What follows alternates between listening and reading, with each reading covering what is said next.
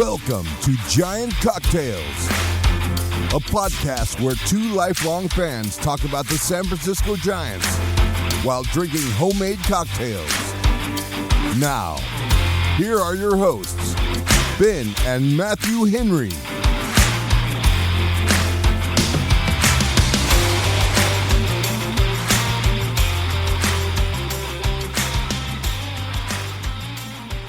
Hello, and welcome to Giant Cocktails Midweek Review. I'm your host, Matthew Henry, the Grand Marshal of Mixology, here to guide you through another blend of baseball and beverages. And with me, as always, is the illustrious connoisseur of cocktails, the Emperor of Extra Innings, my brother, Ben Henry. So grab your favorite drink, sit back, and let's dive into the world of Giants baseball and the art of crafting the perfect cocktail. Cheers! How's it going, connoisseur of cocktails, Emperor of Extra Innings?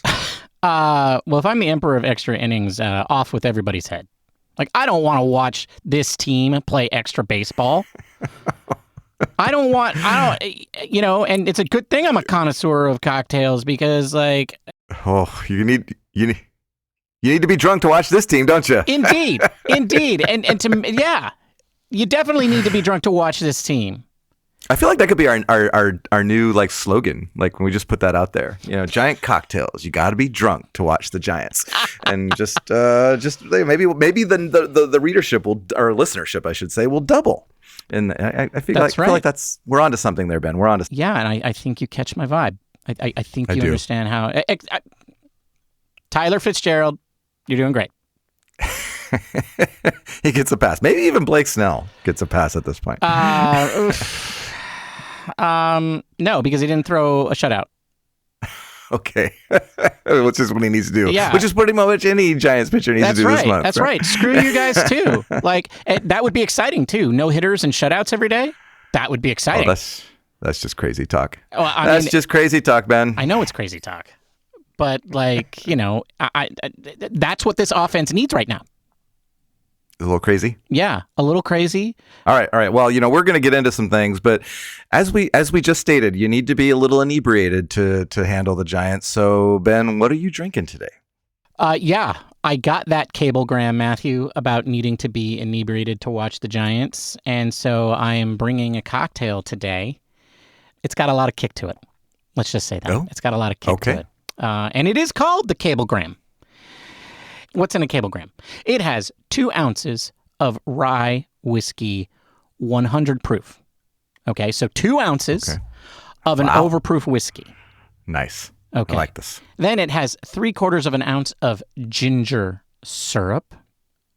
You should make this at home, but if you need to buy it, it's fine, whatever. And then 1/2 an ounce of freshly squeezed lime juice. If you're not squeezing your own limes, I don't know what you're doing. You're just throwing money away.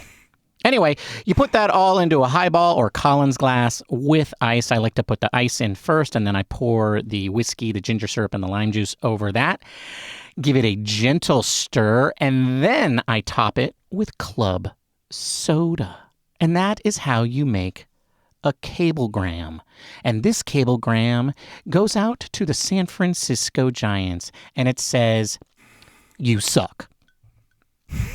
And that's what I'm drinking, Matthew. The cablegram. All right. Well, I am drinking an original cocktail that I'm calling HBD. Because, Ben, I don't know if you're aware of this, but today is my birthday. Oh, yeah, I'm aware of that. I figured you just forgot. I know you were waiting to just wish me a happy birthday. I don't. No, your gift is in the mail. In the mail? Yeah. Okay. Yeah, it's in the mail. That's Amazon, where it is. Get it there tomorrow. Yeah. It's real hot out there. The drivers are. Yeah. I know. Poor guys.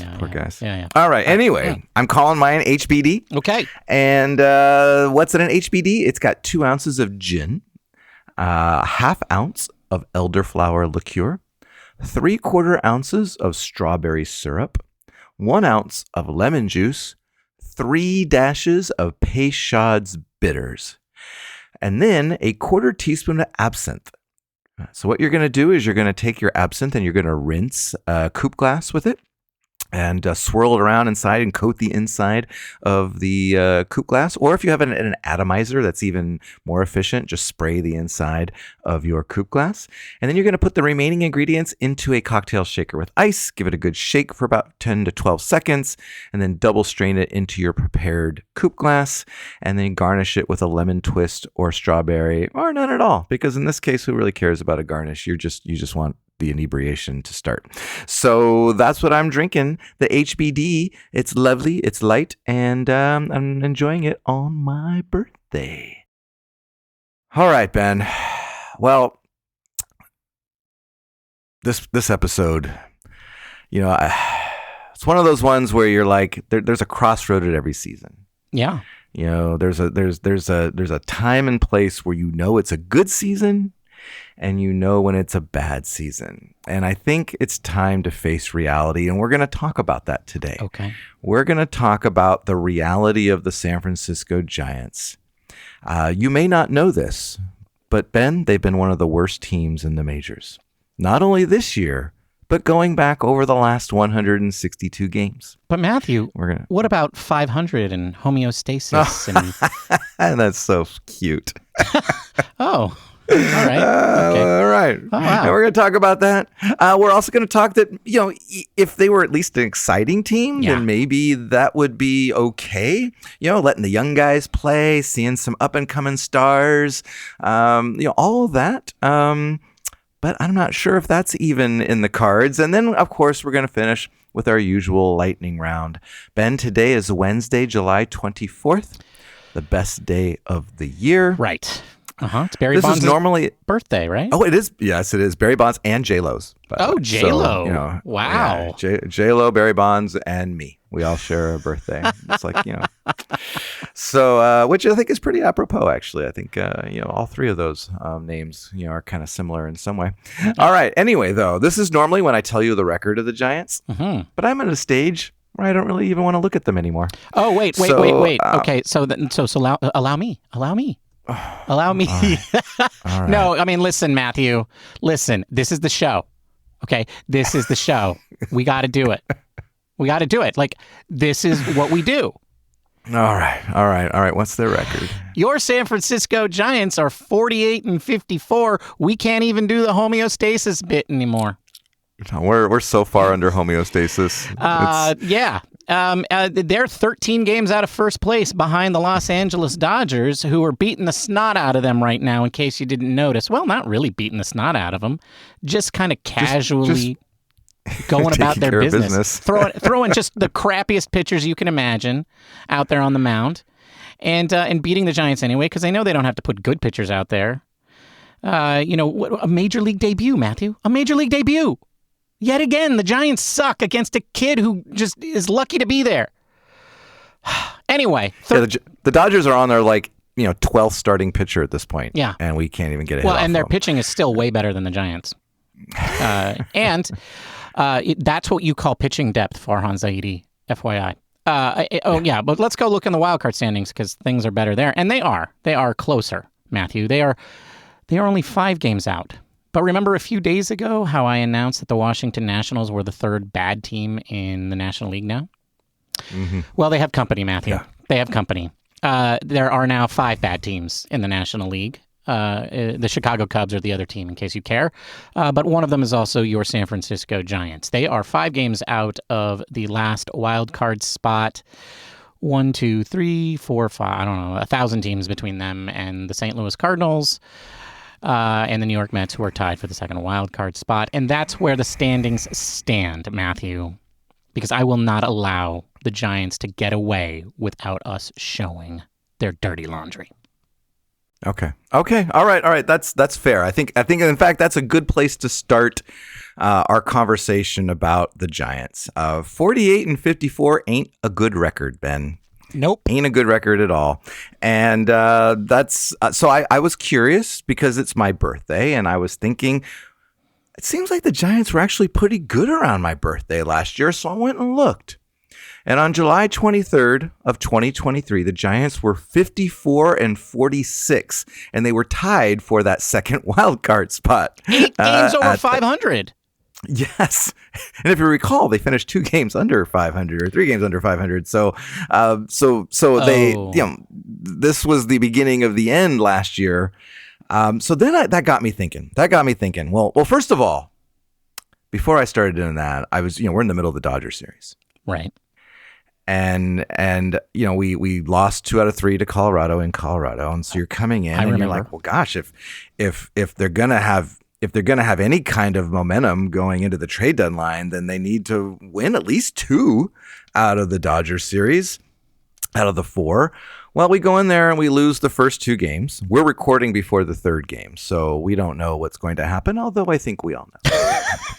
And so I started looking. I said, what's the Giants' record since 2022 against the Dodgers? And I chose 2022 because 2021 I think was an outlier, and I didn't want that to be like messing up the data. Right. All right. So over the last 2.5 seasons, the Giants are a whopping 13-30 against the Dodgers, which translates into a .302 winning percentage, Ben.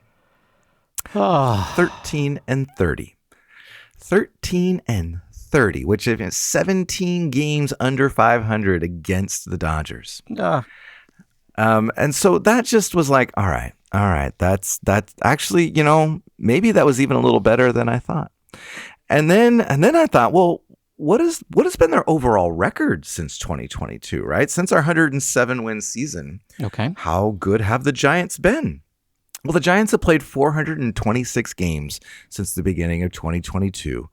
They are 208 and 218 in those 426 games, which translates into a .488 win percentage. 10 games under 500. Yeah, 10 games.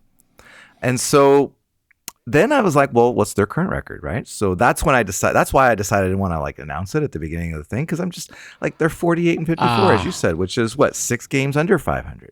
I see. So you could argue that we're better, I guess, now than we've been over the last 426 games. I could also argue that this season has been the most significant contributor to that -10. You could, exactly. That's what I'm getting at. Yeah, okay. Okay, that's what I'm getting at. So then I started looking at last year we were 54-46 on my birthday. What did we do after that? What was our record?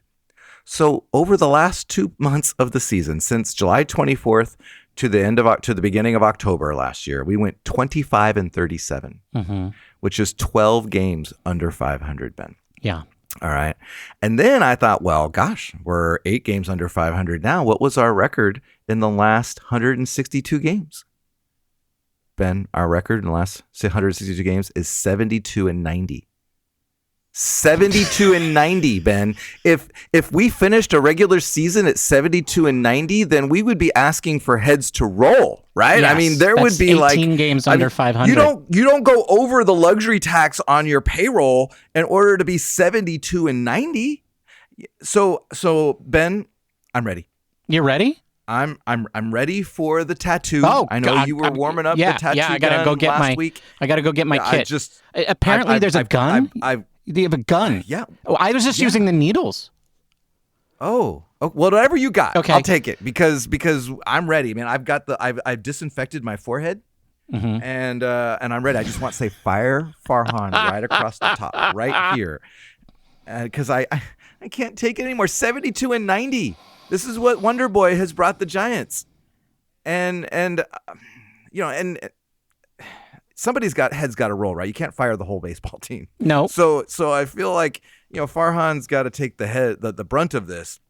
But really what I'm pissed off is that I'm pissed off at the Giants. I'm pissed off that they can't even play, we've been joking about homeostasis being 2 games under 500. They can't even be homeostatic. Which is weird, because homeostatic is actually really easy to be. Like, that is how things want to be. They want to be at homeostasis. Yes. So when you can't even do that, you are pretty pathetic. I do want to correct one thing that you keep saying, though, Matthew, because you keep saying these things like, we. We are this many games under. Our record is this. I know. And I want you to... As an objectionable person, I should just say the Giants, right? All right? But I feel it, man. Right. I feel like but it's more than that. Personal. It's personal. I understand, and I'm sure our listeners feel that way. But Matthew, I just want to remind you and our listeners that we are all part of something else. We are all part of Giant Cocktails Nation. And yes, Matthew and I are your leaders.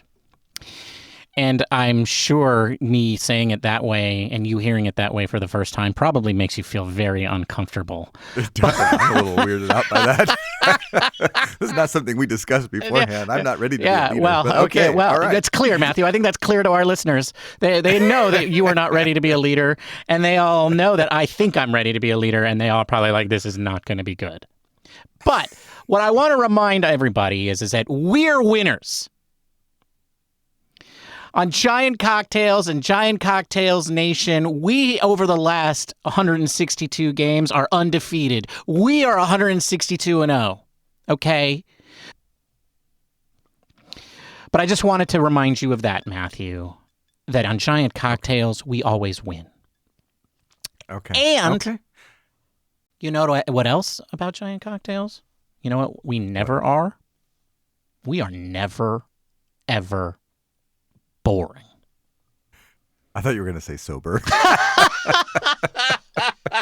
Same thing. Potato, tomato, baby. Potato, tomato. Oh, well, that's true. That's true, because I think being worse, the only worst thing that you can be besides not being good is probably boring, right? That's right. Because this is the entertainment industry. That's right. We are expecting to be entertained. That's right. Ben, are you entertained? I am not entertained. Shocker. I am not. I am very much not entertained. This team over the last of the 5 games has been the most pathetic, uninteresting, and the only time they do anything interesting, it's something stupid. Like, I think the only interesting thing over the last 5 games has been Tyler Fitzgerald and Jorge Soler hitting the longest home run of the year. And on the day that he hit the longest home run of the year, Shohei Ohtani hit a home run that was shorter than that. And that's all everybody talked about in the news. Because it was Shohei and it was the Dodgers and blah, blah, blah, blah, blah. But you know what? Soler doesn't deserve that kind of accolades anyway. No. Because what has he done? Solo shot. Yeah, exactly, Mr. Solo Shot. No, Matthew, early on in the season, the Giants were really bad offensively, right? I actually pulled this together. I think in terms of runs scored for the first April and March, they were 23rd overall in Major League Baseball with 116 runs scored. And then in May, they put together that one really good run that they had during the whole season. And it was largely driven by the offense because the pitching sucked in April and March, and then they continued to suck into May as well. But the offense overrode that. And I said at the time, that's what this offense is going to be like. It's going to be very up and down. And it turned out, like so many other times, that I was an idiot. Because the Giants actually aren't like that at all. They actually almost consistently, very consistently score 4, 5, or 3 runs. Like, just, you can almost set your clock by it. They are just so consistent in their run scoring, which is boring, right? They never explode for a lot of runs. You never say, oh, this is going to be the inning where they break through in this game. This is going to be the inning where they put the team away. No, they scratch out 1 run every few innings, and then sometimes they get 4 runs. And that's boring as... you know what? I'm editing this one. That's as boring as fuck. It is boring. It's boring, and also just one of those, like, why do we even bother? This is how conditioned I am to the Giants not scoring like any big runs. Is it if they have like the bases loaded with nobody out? My thought is, are they going to score more than 1 run? because usually it's a ground ball double play, might score one, and then you're out of the inning on a fly ball or a strikeout to end the inning. I never feel like they have the upper hand, even when they have the upper hand. It doesn't ever. I'm never confident that the Giants are going to score runs. Right. Ever. Well, I mean, that's because they never have a big inning. When they load the bases, I turn the TV off because I know I'm about to be disappointed. and self-preservation, man. You got to do what you got to do. That's right. I got to get up and walk away because I'm not going to like this. And they just never have a big inning. Never. And it's just infuriating. It's infuriating. And Matthew, though, it's not always boring, because you did mention there's the one time that this team is not boring is the tension of the close games when they're leading by just a little bit. They have to be leading for that tension to exist. Oh, it exists, all right. It's called waiting for the other shoe to drop. Man. Right. And then oftentimes it doesn't, and they win. And then oftentimes it does. You get the Tyler Rogers 3-run homer. And which is like just so just infuriating, because you have all of these guys who fail in these clutch moments, but they're always, they actually succeed more than they fail. But because they're always playing such close games, and this offense is just so predictably 4 runs, every game, every mistake is magnified. And it's just infuriating. Well, here's an example of how exciting even when things are exciting, how they're not as helpful as they should be. So Tyler Fitzgerald has hit a home run in 5 straight games. He's the first rookie to do it, the first guy since Barry, 20 years. Each of those 5 home runs have been solo shots. Yes. And so it doesn't even make a difference in the game. Yeah. It's not like, it seems like whenever a team plays against the Giants, they hit like a 3-run home run to go up by 3 in the 7th, and it's just like, oh, the Giants don't do that. They just hit these little the little solo shots. And then we're... No, they don't do that. This offense is not explosive. No. It's not explosive. Not explosive. But anyway, so Matthew, I was talking about how this offense is predictably slightly above average, right? Yeah. Well, that used to be true. Now, Matthew, you haven't responded to these texts at all, and I don't know if you know what I'm doing, but I've been texting you a chain of numbers every day. Yeah, and I just was like, okay, that's just Ben being Ben. I have no idea what he's doing, so I'm just going to ignore them. Matthew, those are the number of runs that the Giants have scored since the All-Star break. Can you have your phone in front of you? I do. Well, on Monday, you texted me 3-3-3-2. And then yesterday, Tuesday, you texted me 3-3-3-2-2. That's right. And I thought you were giving me some lottery numbers or something. I wasn't sure what you were giving me. Those are the number of runs that the Giants have scored each day since the All-Star break. Since the All-Star break. So you're saying that's not good? No, what I'm saying is that's awful. In fact, let me tell you how awful it is, but also how infuriating it is. Because, Matthew, I'm going to go through how the pitching was for the first 4 months of the season. Right? For the first month of the season, the pitching was 23rd best in terms of runs scored, runs surrendered. They were 23rd best in Major League Baseball. That's not good. No. In the second month, May, they were 27th, 4th worst. In June, they were again 27th, 4th worst. But then, finally, in the month of July, they turned things around. And now, Matthew, they are 7th best in the month of July. Okay? Finally. And getting stronger, right? With all the old guys coming back. Well, what has the offense done in the first 4 months? Well, that first month, they were not good. They were 23rd in baseball with 116 runs scored. But then, in May, they turned things around. They were 6th in baseball. They kind of regressed a little bit towards the mean, but they were still in the top 10 at 9th with 131 runs in June. Okay. So July, right? July, the pitching has finally turned things around. What has the offense done? 25th. 25th! Well, since the All-Star break, they've averaged 2.6 runs per game. In Colorado. 3 of those games were in Colorado, Ben. Yeah. And we all want to fire Farhan. We're tired of this. But, I mean, this year, I really do blame the players, right? Like, they just can't consistently perform. And they're out there making stupid mistakes, making the first out at third base. But here's the thing that I really dislike about the last 5 years, and what really I think makes this team boring, is that every year that Farhan Zaidi builds this roster, it feels slapdash. Mm-hmm. It feels like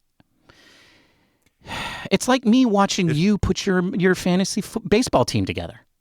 That's what I was going to say. I feel like there isn't a whole lot of difference between me and my fantasy baseball team and Farhan.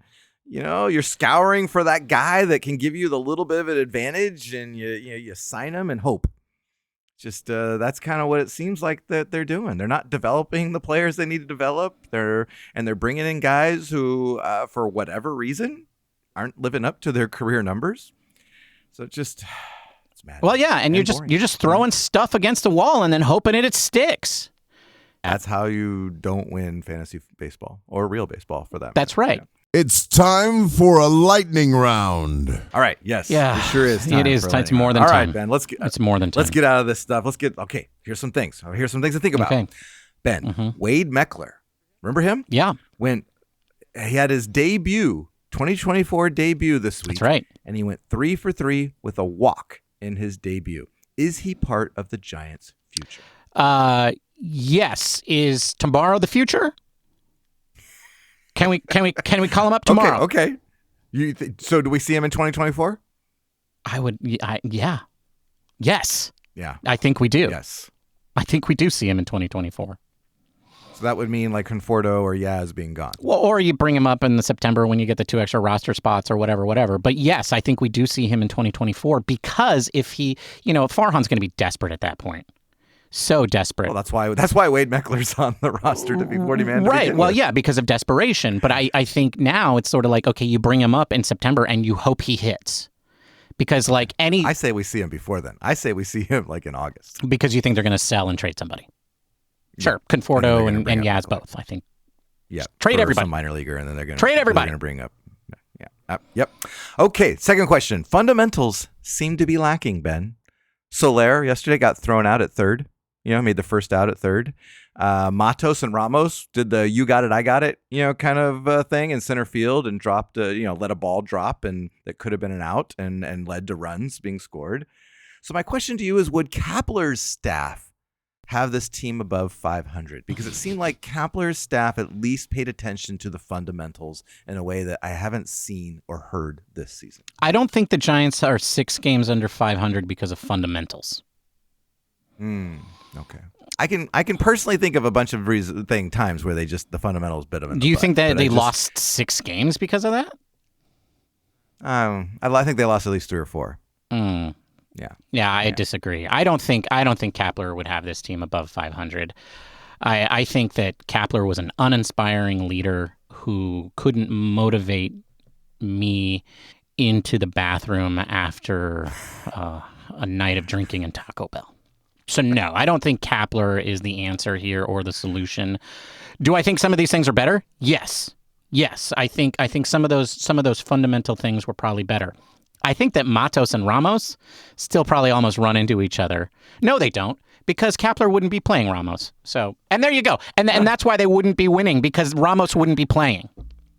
Okay. All right. That's fair. I think I just feel like Melvin hasn't been the answer that we were hoping. No, I agree. Bob Melvin has not been the answer. Agreed. All right. Well, Ben, I'm kind of nearing the end of the season for me. All right. So I got a question for you. Okay. Yes. Should the 49ers sign Brandon Ayuk to an extension? Of course they should. Pay him, right? I mean, I don't even know what the heck they're doing. Just get it done already. And everybody complaining about Brandon Ayuk doing whatever, dudes. Whatever, dudes. The ball is in the 49ers' court. If they wanted to sign him, they would have signed him by now. They don't want to sign him. So they're just trying to squeeze him. They're just trying to squeeze him. And when somebody's being squeezed, they can scream out in pain. Everybody get off of Brandon's back. All you talking heads. Brandon Ayuk has done all he can do. That's right, which is be an excellent receiver and ask to get what he's paid, what he deserves. Stay tuned next week for 49er cocktails. No, I was thinking, Matthew, we could switch over to the Olympics, right? Opening ceremonies are on Friday. They've already started playing some of the games, the rugby and the soccer. Yeah. And okay, I'm down. Yeah. I'm down. All right. Olympic cocktails. Oh, yes. And I heard Amy G is going to be doing some Olympic work. So maybe we could, that's just Oh, really? right wow. There. And so is Laura Britt. Laura too, Britt, yeah. That's why we're seeing so much Carlos after the games. That's right. Laura is busy on assignment. Yeah. All right. Well, we might need to get into some other sports, Ben. That's all I'm saying. Yeah. That's all I'm saying, because it's just that would be a little bit more exciting than watching these Giants play. Yeah, it would be. It would be. And we don't even care who wins. And maybe that makes it better. But regardless, it'll be more exciting. All right. Well, looking ahead, Ben, we still got, as we record, we still have 2 more games, but at least one other game against the Dodgers. In this century, though, I looked up. Only 2 players have played for only the Dodgers and the Giants, since the year 2000. Wow. They are Brian Wilson and Eugenio Velez. Wow. Now, Eugenio is unique. Now, he was a utility player for the Giants, played 30 to 40 games, 50 games a year from 2007 to 2010. He was on the 2010 World Series team for a while. Then he went to the Dodgers in 2011. He had 40 plate appearances for the Dodgers in 2011. He had 0 hits. 0 hits, Ben, in 40 plate appearances. And, of course, that ended his career. He was never in the majors after that, which I guess, you go 0 for 37 with 2 walks and a hit by pitch. You're probably not going to play anymore. But Eugenio Velez was, I'm just glad that he got 0 hits for the Dodgers. That just makes it feel so much better. All right. And then, of course, we've got the Rockies starting on Friday. But does it really matter? No, it doesn't matter. The Giants suck. There's a good chance but they're playing at home, so I'm guessing 2 out of 3. The Giants will take 2 out of 3 after they get swept by the Dodgers. All right. Okay. Well, and that's a wrap on the San Francisco Giants season and the midweek review. Thank you for joining us. Because it actually isn't a wrap on the season, even though we will probably all wish it was, we will be back on Monday with the big show, where the cocktails will be way stronger and the rants will probably be tailing off. We're probably going to start trying to work in a lot more comedy to keep you guys, entertained. But if you can't wait that long to get your fix, feel free to reach out to us on the social medias. You can find us in Zuckland, a.k.a. Instagram and Threads, where we go by the username Giant Cocktails. You can also find us on the Twitter, formerly known as Twitter, and Mastodon at the same username.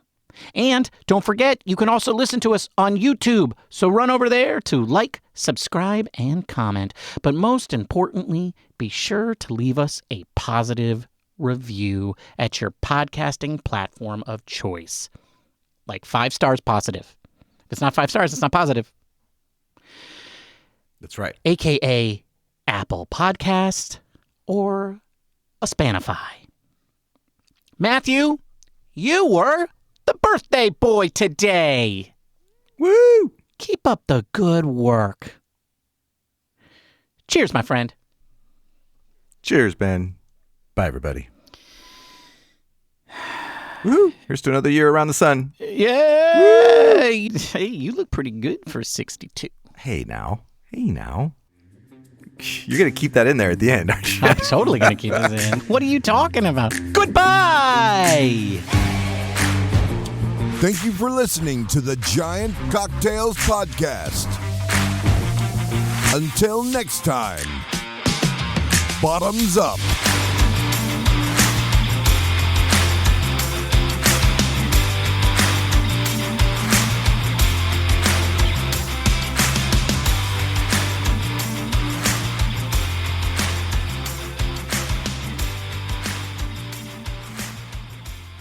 That's to you.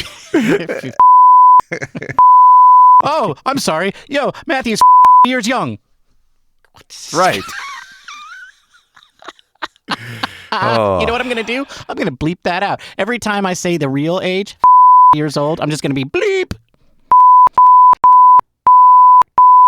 Yeah, to protect. Okay, that I'm just cutting out. To protect you. Thanks. No matter what number you say, Matthew, it doesn't sound young. No, it doesn't. I'm